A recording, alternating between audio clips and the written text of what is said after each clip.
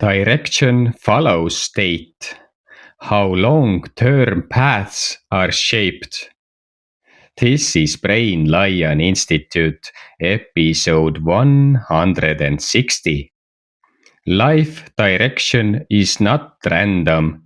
It is built over time through repeated decisions. And decisions depend on state.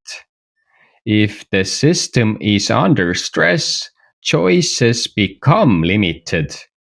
Short-term, protective, focused on immediate relief. Over time, this shapes direction. When the system is stable, something changes. More options appear.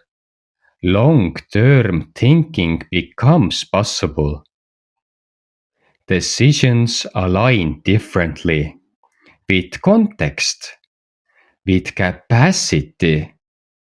Direction is not forced.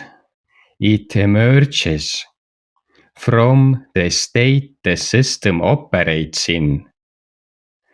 Next episode: why purpose is not found but built through regulation. If this resonates, please subscribe, like, comment and share. It helps the channel grow.